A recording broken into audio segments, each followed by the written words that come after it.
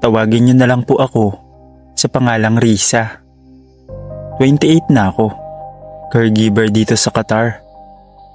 3 buwan pa lang ako sa bahay ng amo ko nang magsimula ang lahat. Tahimik ang trabaho ko. Alaga sa matandang ama ng pamilya, linis, luto, at tulog. Ayoko ng gulo. Ayoko ng problema. Ang gusto ko lang noon ay makaipon at makauwi. Pero minsan, hindi mo inaasahang doon ka pa mahuhulog.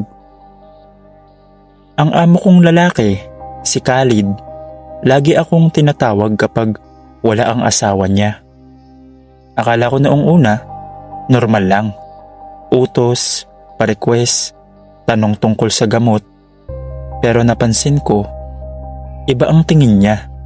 Parang sobra, parang may hinahanap.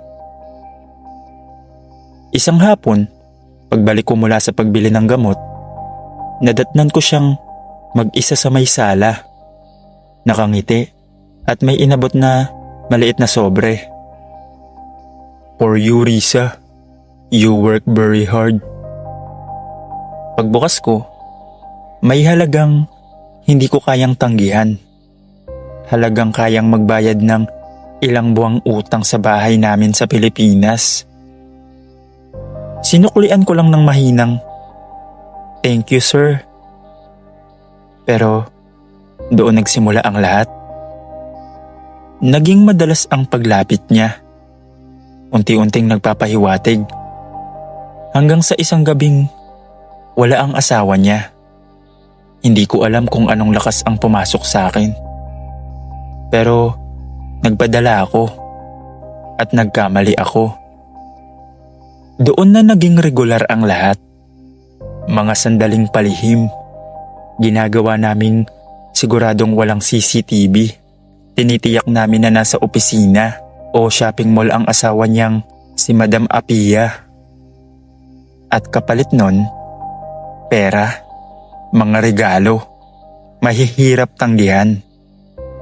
Pero habang tumatagal, mas bumibigat ang konsensya ko.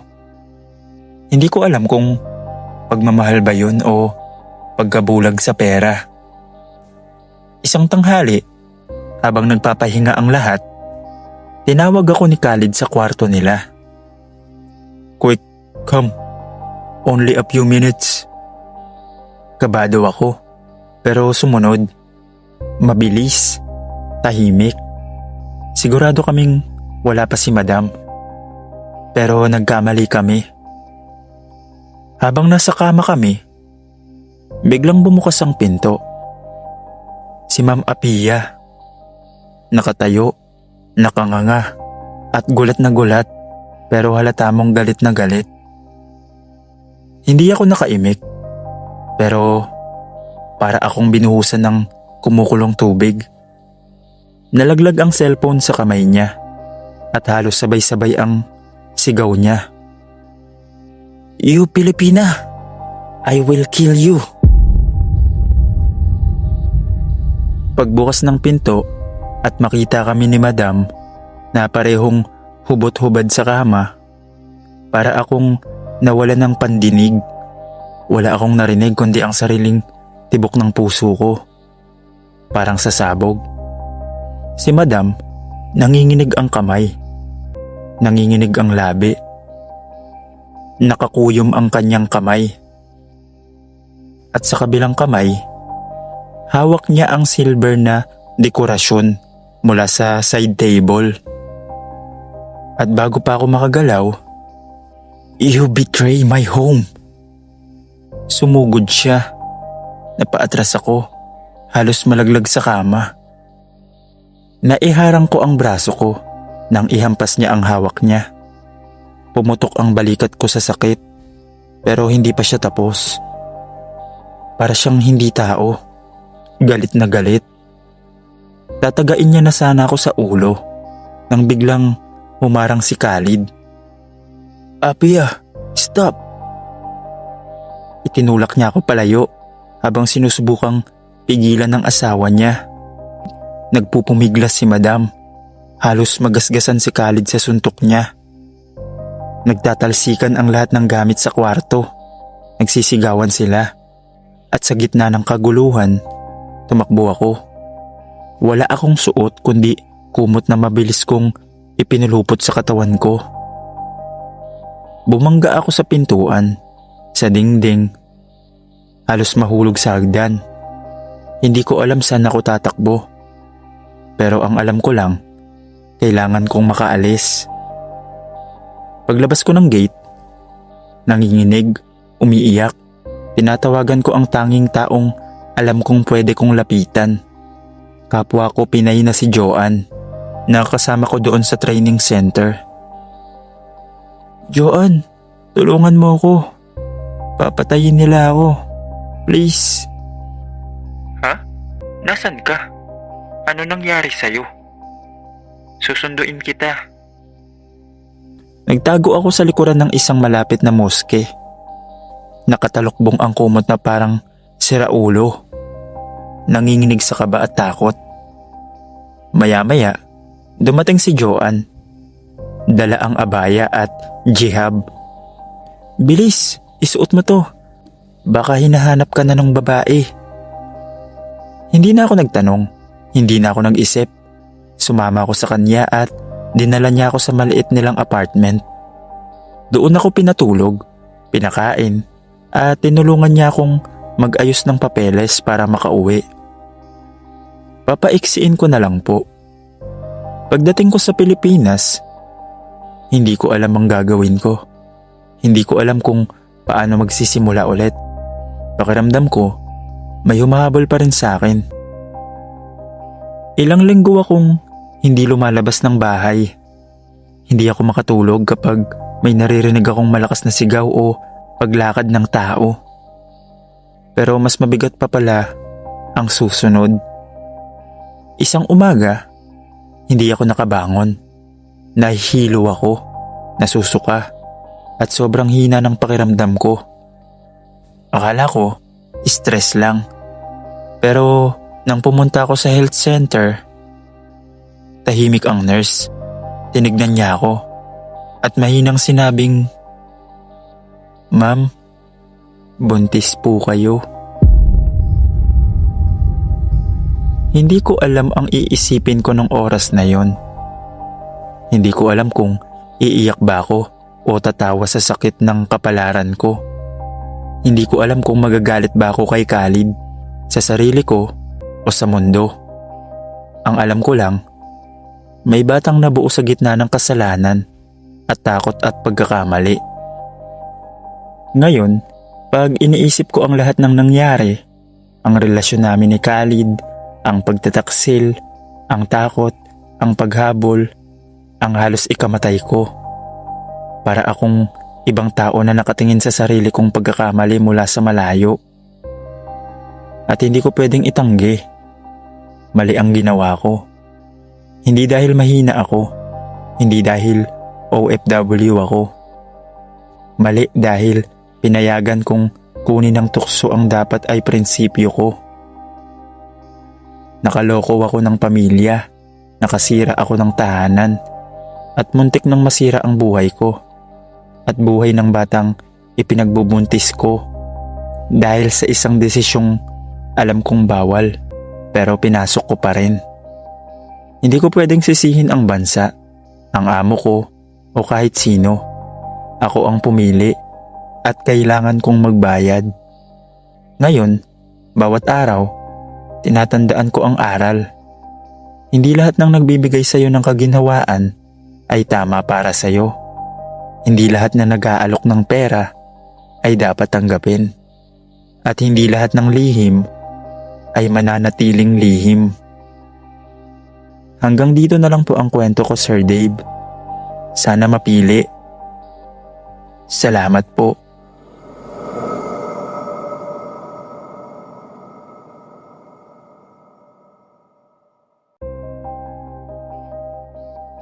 Mahilig akong makinig ng mga horror stories. Pero itong ibabahagi ko, mas nakakatakot pa. Itago niyo na lang ako sa pangalang Kiko. 32 years old. OFW sa Doha, Qatar. 4 na taon na akong nagtatrabaho bilang technician sa isang malaking kumpanya. Tahimik lang ang buhay ko dito. Trabaho, padala sa pamilya, tulog, paulit-ulit lang. Hanggang sa nakilala ko siya. Si Asha. Isang customer lang siya sa unang tingin. Lumapit para magpaayos ng maliit na appliances sa shop. Pero mula sa boses niya, sa paraan niyang ngumiti, parang may kung ano sa loob ko ang nabuksan.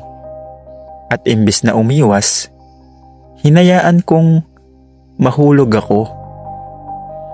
At oo, alam kong may asawa siya. Alam kong bawal. Alam kong delikado. Pero ang hirap pigilan, lalo na't siya mismo ang lumalapit. Nakikitext, nagyayayang makipagkita pagkatapos ng trabaho. Iko, I feel safe with you. Sabi niya minsan habang nasa kotse kami, nakaparada sa madilim na bahagi ng isang parking area. Pero ang mundo dito sa Qatar, maliit at walang lihim na hindi lumalabas. Nagsimula ang problema nang mapansin kong parang may sumusunod sa amin. Isang itim na SUV na palaging nasa likod namin. Una, inisip kong paranoid lang ako. Pero nang minsang ihatid ko si Asha sa may intersection, bigla siyang kinabahan. My husband, he knows something. Para akong binuhusan ng malamig na tubig. Hindi ako makahinga. Alam ko ang batas dito. Hindi ito biro. At akala ko hanggang doon lang ang takot. Pero kinagabihan, pag uwi ko sa staff accommodation, may nakapaskil na papel sa pinto ng kwarto ko. Walang pangalan. Walang kahit anong salita. Isang larawan lang. Larawan namin ni Asha. Nakaupo sa loob ng kotse. Kuha mula sa malayo. Pero malinaw. Doon nagsimulang bumilis ang tibok ng puso ko. Hindi na ito simpleng relasyon. Hindi na ito pagtataksil lang. May nagmamatsyag sa akin. May galit sa akin. At alam kong hindi sila titigil. Pagkatapos kong makita ang litrato namin ni Asha na nakadikit sa pinto, hindi na ako mapakali. Paulit-ulit kong iniisip kung paano nila nakuha yun. Kung gaano katagal nila kaming minamanmanan. At kung bakit parang wala na akong ligtas na lugar. Kinabukasan, paglabas ko ng accommodation, papunta sana sa trabaho, may nakaparadang puting van sa tapat. Pangkaraniwan lang, pero ramdam kong may mali. Naglakad ako paalis, medyo nakayuko, pero bago pa ako makalayo, Kiko. Napatingin ako, nanigas ang katawan ko. 3 lalaking Arab ang lumapit. Isa sa kanila, mas matangkad. May suot na kandura at gutra. Kita sa mga mata niya ang puot. Kahit hindi niya sabihin ang pangalan niya, alam ko na agad. Siya ang asawa ni Asha. Naglakad ako paatras, pero huli na. May biglang umawak sa braso ko mula sa likod. Isang iglap lang. Binalibag nila ako papasok sa van. Napasigaw ako pero mabilis nilang natakpan ang bibig ko. Pagkasara ng pinto, umandar agad ang van. Sa loob, amoy langis at pawis. Madilim, 3 sila. Ako, isa lang. Wala akong laban. Sinuntok nila ako sa tagiliran, sa sikmura, sa muka. Hindi sila nagsasalita, ni hindi man lang ako tinignan ng diretso. Para bang hindi ako tao, para lang akong basurang kailangang itapon. Pagdating namin sa isang liblib na lugar sa disyerto sa labas ng Doha, ibinaba nila ako. Malamig ang hangin, pero parang nagbabaga ang loob ko sa takot. Hinila ako ng asawa ni Asya sa kwelyo at tinapat ang mukha ko sa headlight ng van. "You destroy my family, so I destroy you." Sabi niya, mababa ang boses, nanginginig sa galit. Pagkatapos nun, may kumalansing na bakal. Kutsilyo. Dumikit ang talim sa leeg ko. Ramdam ko ang lamig nito. Ramdam ko ring wala silang balak tumigil. Plano nila akong tapusin. Pero sa sandaling binitawan niya ako para ihanda ang tali at itulak ako papunta sa mabatong bahagi ng lupa, nakita ko ang pagkakataon. Kahit nanginginig ang tuhod ko, kahit nahihilo ako sa mga suntok, tumakbo ako. Wala akong direksyon, wala akong plano. Ang alam ko lang, kailangan kong mabuhay. Sumigaw sila. Umalingaw-ngaw sa dilim ang mga yabag nila. Mabilis sila, mas malalaki sila, mas malakas. Pero ako, desperado. Dumaan ako sa pagitan ng dalawang malalaking bato. Dumulas sa isang buhangin ng bahagi. Halos madapa. May pumutok na baril mula sa likod. Isang putok lang. Pero sapat para maramdaman kong halos sumabog ang dibdib ko sa takot. Tumakbo ako ng walang tingin-tingin. Hanggang sa makita ko ang mahinang ilaw ng highway. Mga sasakyang dumadaan. Mga taong hindi nila basta pwedeng saktan. Lumingon ako. Malayo na sila. Hindi na nila ako hahabulin sa kalsada. Pagdating ko sa gilid ng highway, bumagsak ako. Sugatan, duguan, nanginginig. Pero buhay. Kinabukasan, dinala ako ng kasama kong Pinoy sa ospital. Hindi ko kayang magsumbong sa pulis. Alam ko ang kapalit. Pareho kaming makukulong ni Asya dahil sa relasyon namin. Kaya nanahimik na lang ako. Pinagsisihan ko ang lahat. At kinabukasan pa lang, nag-file ako ng exit permit. Umuwi ako ng Pilipinas. Hindi ko na muling nakausap si Asya. Hindi ko na rin gustong malaman kung ano ang nangyari sa kanya. Pero isang bagay ang malinaw. Minsan, ang pinakamapanganib na parte ng buhay OFW ay hindi ang trabaho, kundi ang tukso.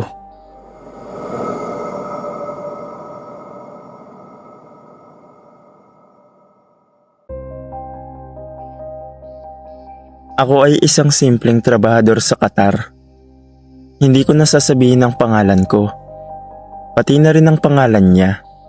Basta ang alam ko, hindi ko inakalang papasok ako sa pinakamapanganib at pinakamasayang pagmamahal ng buhay ko. Nagtatrabaho ako bilang family driver ng isang kilalang pamilya sa Doha. Doon ko nakilala ang dalaga. Maganda, mahinhin, tahimik. Laging may libro. Anak siya ng amo ko. At alam kong bawal. Hindi lang basta bawal, kundi delikado. Pero minsan, hindi mo mapipili ang puso. Nagsimula kami sa simpleng usapan sa garden hanggang nauwi sa mahabang gabi ng kwentuhan.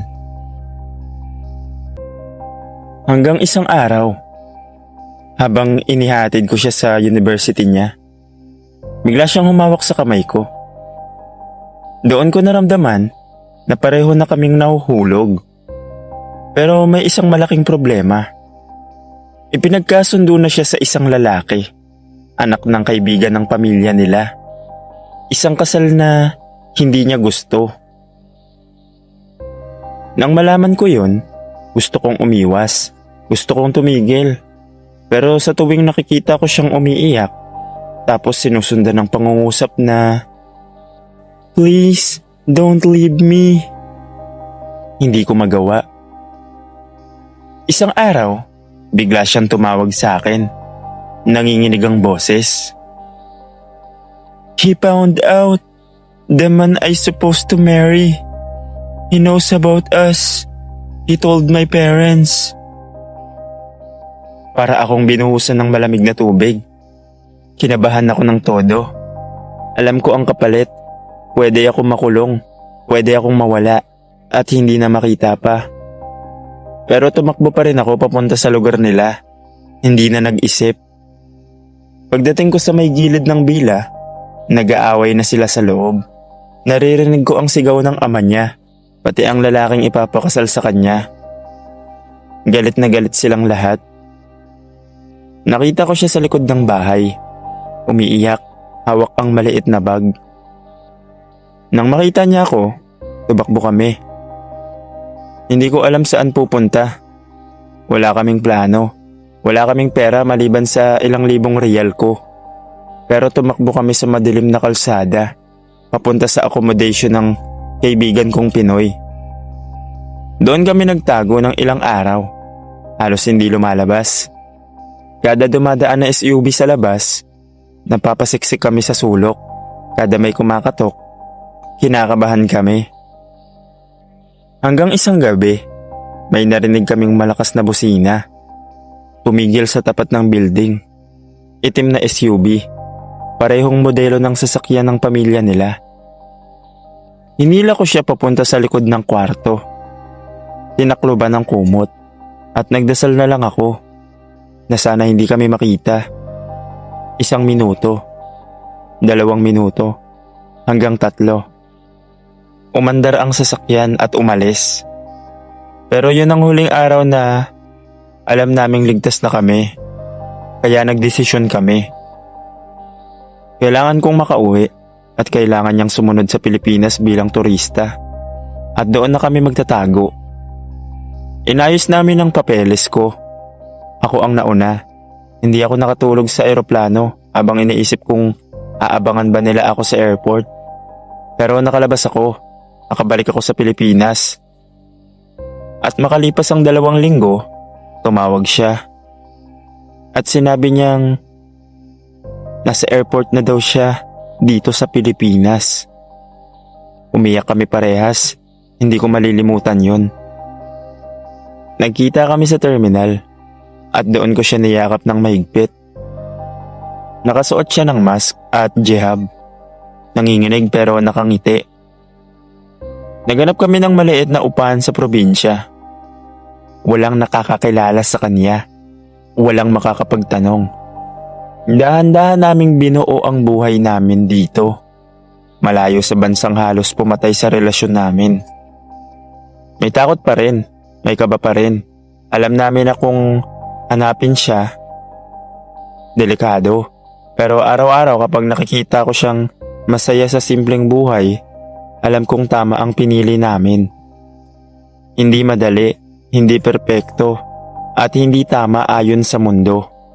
Pero kami ang pumili, kami ang lumaban, at kami ang humawak sa pagmamahala na bawal pero totoo. Ang pag-ibig na ipinaglalaban ay hindi laging tama, pero ang pag-ibig na totoo, minsan, mas malakas sa takot, tradisyon, at kahit kapalaran. Hanggang dito na lang po Sir Dave. Salamat kung mapili ang kwento ko.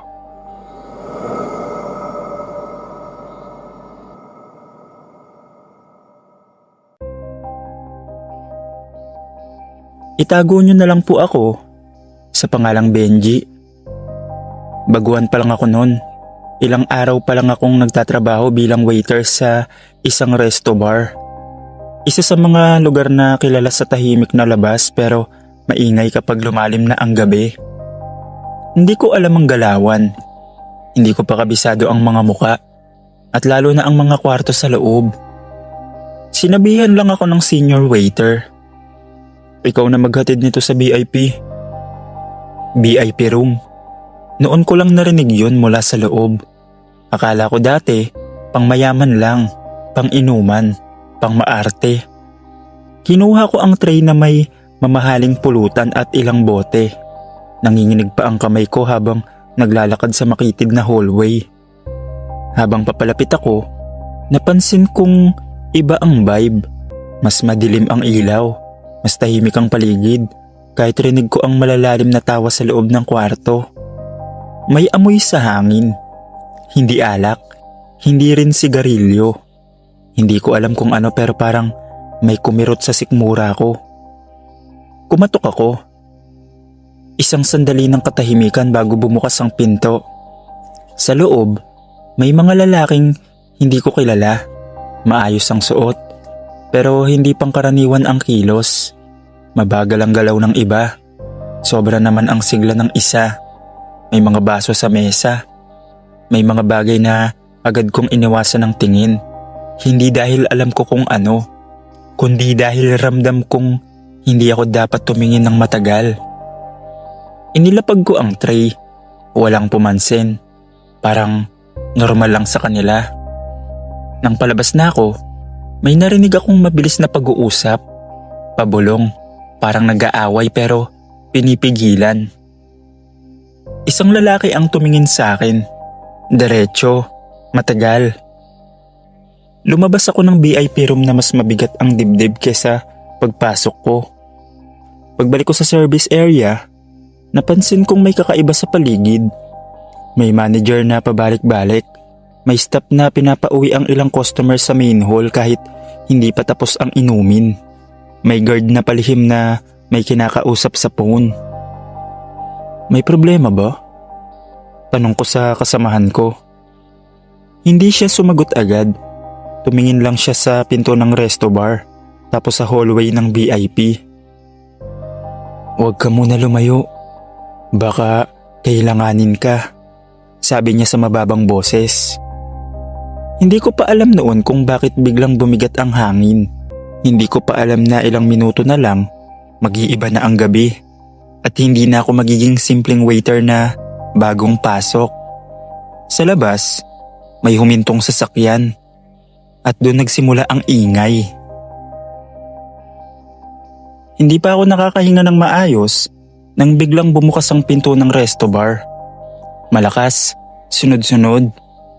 Pulis! Walang kikilos! Parang sumabog ang buong lugar. May mga sigaw, may mga basong nabasag. Ang tugtog na kanina lang ay malakas, biglang pinatay. Ang mga ilaw, binuksan lahat. Nanigas ako sa kinatatayuan ko. May mga armadong pulis na pumasok. Mabilis kumilos, parang kabisado na ang loob. Diretso silang nagtungo sa hallway ng VIP room. Doon mismo kung saan ako nanggaling ilang minuto lang ang nakalipas. May narinig akong sigawan mula sa loob. Dapa! May kalabog, nagmamakaawang boses, may galit. Hindi ko na makita ang nangyayari, pero rinig ko lahat. Parang ang lapit-lapit ng peligro. Isang maling tingin, isang maling hakbang, pakiramdam ko, madadamay ako. May isang pulis na lumapit sa akin. Stop ka? Opo, sagot ko, nanginginig. Diyan ka lang, huwag kang gagalaw. Pinaupo nila kaming mga waiter at staff sa gilid. Isa-isang chinecheck ang ID. Tinatanong kung gaano nakatagal sa trabaho, kung sino ang pumasok sa VIP room, kung may nakita raw ba kami. Nang banggitin ng VIP room, biglang bumalik sa isip ko ang mukha ng mga nasa loob. Ang tingin ng lalaking tumitig sa akin, ang kakaibang amoy, ang pabulong na usapan. Hindi ko alam kung safe akong magsalita.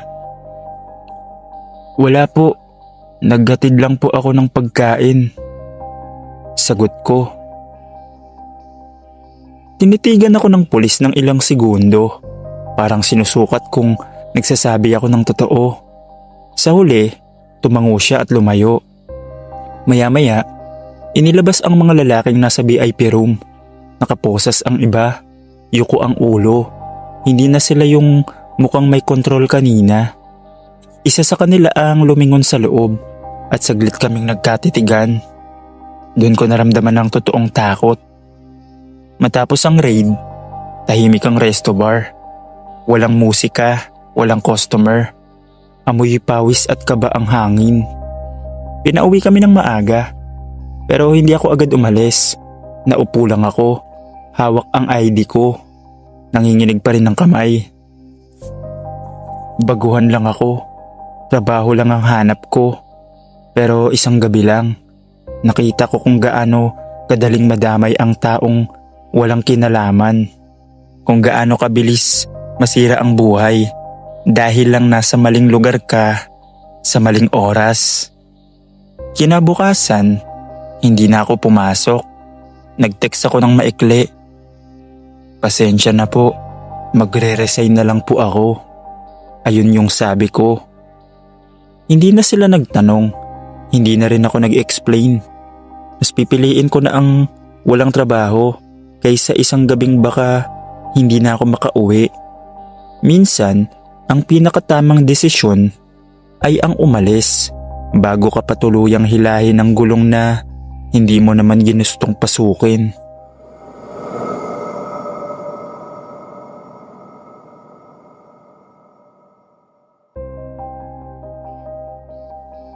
Ginabi na ako ng gabing yon dahil sa thesis.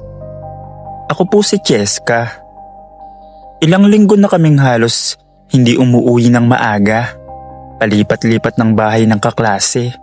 Bit-bit ang laptop, kape at eyebags na parang permanenteng kasama na namin. Nang gabing yun, sa bahay ng kaklase ko kami natapos.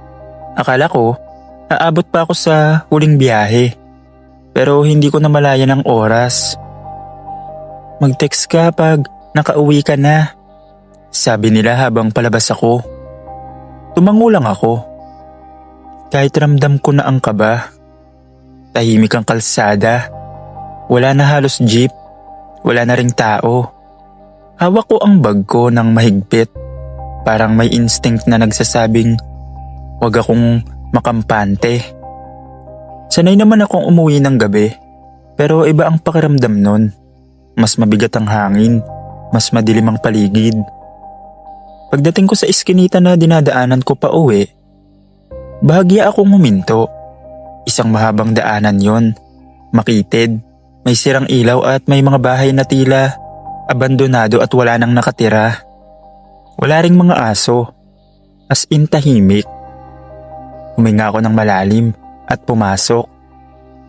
Sa kalagitnaan ng iskinita, may narinig akong kaluskos, parang yapak, pero hindi sabay sa lakad ko. Huminto ako, huminto rin ng tunog. Akala ko, guni-guni lang. Baka dahil pagod ako, baka dahil sa puyat. Nagpatuloy ako. Doon ko siya nakita. Isang lalaking nakatayo sa gilid. Bahagyang nakatago. Gusot ang damit, magulo ang buhok. May hawak siyang bote. Hindi ko alam kung alak o kung ano. Nakatingin lang siya sa akin. Hindi gumagalaw. Bumilis ang tibok ng puso ko. Nagkunwari akong hindi siya nakita at naglakad ng mas mabilis. Pero narinig ko ang yabag niya. Mabigat. Parang lasing o sabog. Miss. Tawag niya. Hindi ako lumingon. Mas binilisan ko ang lakad ko. Pero mas binilisan din niya. Ramdam ko na ang pawis sa palad ko. Ang naiisip ko lang ay tumakbo at sumigaw. Bigla siyang humarang sa harap ko. Amoy ko ang kakaibang singaw sa hininga niya. Namumula ang mata. Nanginginig ang kamay niya, pero hindi dahil sa lamig. Ngumisi siya. Hindi ngiting masaya, kundi ngiting nakakatakot. Sandali lang. Umatras ako. Sinubukan kong umiwas pero sinundan niya ang galaw ko. Doon ko na na-realize na wala kaming kasabay sa iskinita. Walang bukas na bintana, wala ring ilaw. At sa sandaling yon, naisip ko, kung may mangyari ngayon, may makakaalam ba? Humakbang siya palapit at doon nagsimulang mabalot ng takot ang buong katawan ko. Humakbang siya palapit. Parang bumagal ang oras. Narinig ko ang sariling tibok ng puso ko. Sinubukan kong umatras pero tumama ang likod ko sa malamig na pader. Wala na akong mapuntahan. Inabot niya ang braso ko. Doon na ako napasigaw. Hindi ko alam kung saan nanggaling ang lakas. Basta napuno ang dibdib ko ng takot at galit. At sumabog sa sigaw na hindi ko na napigilan. Paulit-ulit, malakas at desperado. Sumigaw ako ng saklolo. Nagulat siya. Binitawan niya ako at napaatras. Saglit siyang nag-alinlangan. Tumingin sa magkabilang dulo ng iskinita. Parang doon lang niya naisip na may makakarinig. May sumagot ng sigaw. "Oy, sino yan?" Mga tanod. Narinig ko ang yabag ng paa. Ang tunog ng pito. Biglang nagmura ang lalaki at tumakbo palayo. Nanginginig akong napaupo sa sahig. Halos hindi makahinga. Ilang segundo lang, pero parang napakahaba. May 2 tanod na dumating. Hawak ang batuta at flashlight. Isa ang lumapit sa akin. Agad akong tinakpan ng jacket. "Miss, okay ka lang?" Tanong niya. Hindi pa rin ako makapagsalita. Tumango lang ako habang nangingilid ang luha. Hindi pa doon natapos. Habang inaalalayan nila ako palabas ng iskinita, narinig namin ang sigawan sa kabilang kanto. May humahabol, may nadapa, may kalabog. Hindi nagtagal, dumating ang balita. Nahuli rin ng lalaki. Kahit tumakas, hindi siya nakalayo. May mga tanod sa kabilang ruta at may mga residente ring nagising sa ingay. Dinala ako sa barangay. Nandun na rin ang lalaki, nakaposas. Hindi na makatingin ng diretsyo. Wala na ang tapang kanina. Wala na yung ngiting nakakatakot. Kinabukasan, nagsampa ako ng reklamo. Hindi lang para sa akin, kundi para sa mga posibleng susunod. Nakulong siya. Hindi agad nawala ang takot ko. Ilang gabi akong nagigising sa konting tunog. Ilang linggo akong umiiwas sa iskinita. Pero unti-unti, bumalik ang lakas ng loob ko. Kasabay ng pag-alam na may mga taong rumiresponde. May mga taong handang tumulong at may hustisyang umandar. Ngayon, tuwing ginagabi ako, mas maingat na ako. May kasama. At tuwing naaalala ko ang gabing yun, hindi ko pa rin makakalimutan ang gabing yun.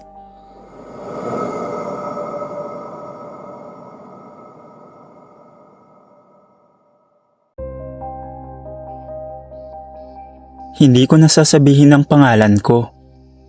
Gabi-gabi akong nakatayo malapit sa monumento, sa bahaging hindi masyadong maliwanag, pero hindi rin lubusang madilim.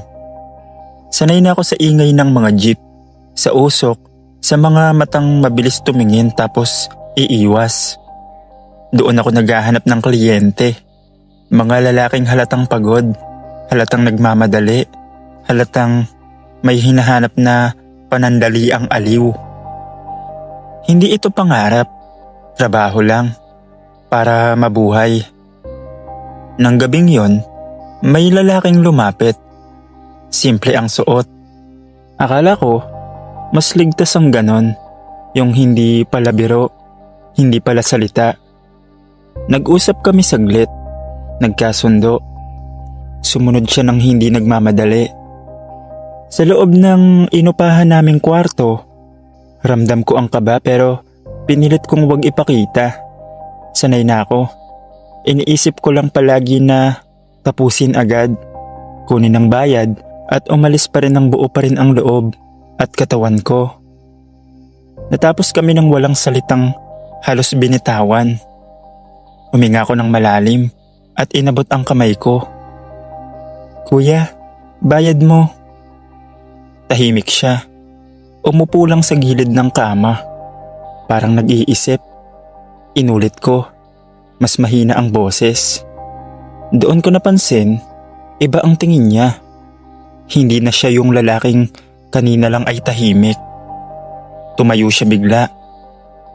"Ano?" tanong ko. Hindi siya sumagot. Sa halip, may inilabas siya mula sa bulsa. Isang patalim. Hindi malaki pero sapat para manginig ang buong katawan ko. Itinutok niya yun sa akin. Diretso. "Tumahimik ka," sabi niya. Nanlamig ako. Hindi ako makasigaw. Hindi ako makagalaw. Ang nasa isip ko lang, ganito pala ang pakiramdam kapag wala kang laban. Lahat ng tapang na inipon ko sa mga taon ng pagtayo sa kalsada, naglaho sa isang iglap. "Wala kang makukuha," dagdag niya. Tumango lang ako. Wala na ako nagawa. Umatras ako. Hinayaang dumaan siya. Hinayaang buksan ang pinto at lumabas na parang wala nangyari. Naiwan akong nakatayo, nanginginig, pinipilit huminga. Hindi ako umiyak agad. Naupo lang ako sa kama, nakatitig sa dingding. Hindi ko naisip, paano kung sa susunod, hindi na lang patalim ang ilabas? Paano kung hindi na lang pananakot ang mangyari? Kinabukasan, bumalik pa rin ako sa monumento. Pero hindi na ako tumayo sa pwesto ko. Dumaan lang ako, tinignan ng mga ilaw, ang mga taong nagmamadali, ang mga babaeng katulad ko na naghihintay pa rin. At doon ako nagpasya. Hindi na ako babalik sa trabahong yun. Mas mahirap ang buhay na walang kasiguraduhan. Oo, pero mas nakakatakot ang buhay na isang maling kliyente lang, pwede kang mawala. Hanggang ngayon, tuwing makakakita ako ng patalim, bumabalik ang lamig sa dibdib ko. Paalala na minsan, hindi sapat ang lakas ng loob para mabuhay.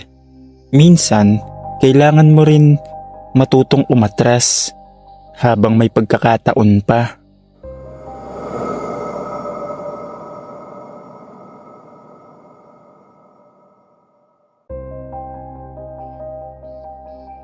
Unang beses pa lang ni Marco pumasok sa isang club.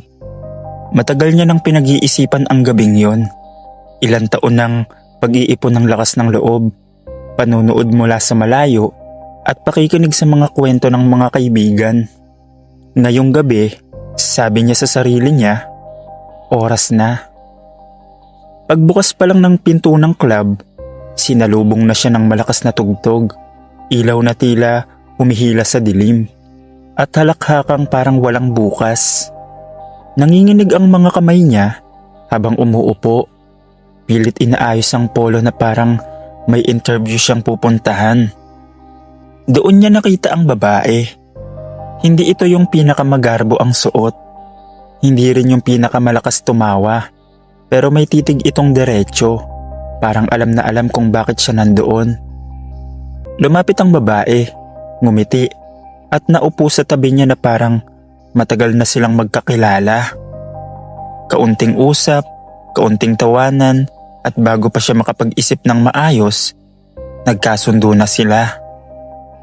Hindi niya na maalala kung paano sila nakarating sa motel. Ang alam niya lang, bumilis ang tibok ng puso niya sa bawat takbang sa makitid na hallway. Sa loob ng kwarto, tahimik ang paligid. Tanging ugong lang ng aircon at sariling hininga niya ang naririnig niya. Para kay Marco, halo-halo ang kaba at pananabik. Lahat ay bago, lahat ay mabilis, at sa gitna ng mga sandaling yun, nakalimutan niya ang mundo sa labas. Pagkatapos, bumigat ang mga mata niya. Isang iglap lang ang pakiramdam, pero pagmulat niya, maliwanag na ang ilaw, may kumakatok sa pinto. "Sir, check out na po." Receptionist ng motel ang gumising sa kanya.